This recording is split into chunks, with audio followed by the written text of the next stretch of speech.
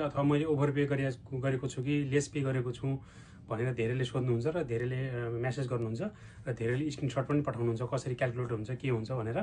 अनि त्यसरी चाहिँ सबैले चाहिँ यो एड्रेस होस् भनेर मैले चाहिँ यो युकेमा चाहिँ स्पेसली ट्याक्स क्याल्कुलेट कसरी हुन्छ भनेर, अथवा तपाईँले एचएमआरसीबाट तपाईँले रिफन्ड पाउनुहुन्छ कि अथवा तपाईँले तिर्नुपर्ने छ भनेर कसरी चाहिँ तपाईँले आफै पत्ता लगाउन सक्नुहुन्छ भनेर, कसरी चाहिँ क्याल्कुलेट गर्न सकिन्छ भनेर म चाहिँ आज तपाईँहरूलाई चाहिँ यहाँ देखाउन गइरहेको छु होइन। तपाईँहरूले चाहिँ यहाँ हेर्न सक्नुहुन्छ।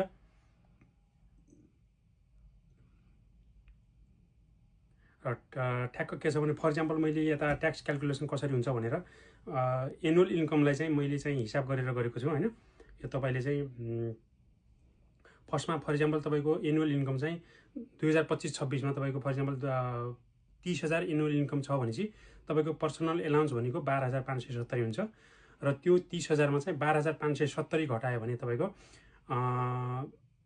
तपाईँको ट्याक्सेबल इन्कम आउँछ। ट्याक्सेबल इन्कम भनेको तपाईँको 30,000बाट 12,570 घटायो भने तपाईँको 17,430 हुन आउँछ होइन। अनि तपाईँको यसको चाहिँ तपाईँको इन्कम ट्याक्स भनेको 50,270 पाउन्डसम्म तपाईँको चाहिँ 20% ट्याक्स लाग्ने हुन्छ होइन। र त्यो भनेको 20% भनेको तपाईँको अब 30,000 इन्कम छ भनेपछि तपाईँको बचेको ट्याक्सेबल इन्कम भनेको 17,430 हो।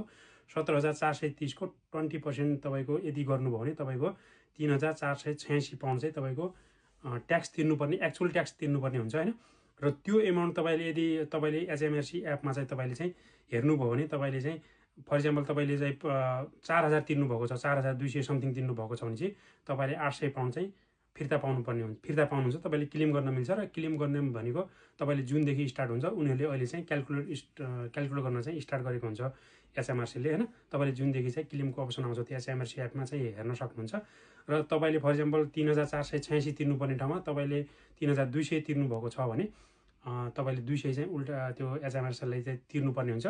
त्यो भनेको त उनीहरूले चाहिँ ट्याक्स कोड जो 1257 एल तपाईँको नर्मली जो ट्याक्स कोड हुन्छ त्यो ट्याक्स कोडलाई चाहिँ उनीहरूले रिभाइज गरेर अथवा 805 एल अथवा 5005 एल यस्तै गरेर जतिले चाहिँ एडजस्ट हुने हो त्यो हिसाबले उनीहरूले नेक्स्ट इयरको लागि चाहिँ ट्याक्स कोड चाहिँ एडजस्ट गरेर त्यसरी चाहिँ उनीहरूले तपाईँले लेस पे गरेको ट्याक्स चाहिँ त्यसरी चाहिँ एडजस्ट गरेको हुन्छ।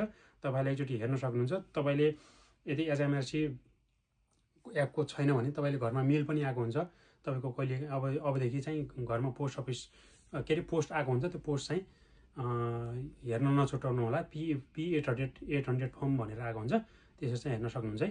फेरि पनि यसमा चाहिँ कुनै कन्फ्युजन छ केही पनि छ भने चाहिँ मलाई पहिले जस्तै मेसेज अथवा कमेन्टमा पनि भन्न सक्नुहुन्छ है त। Thank you so much.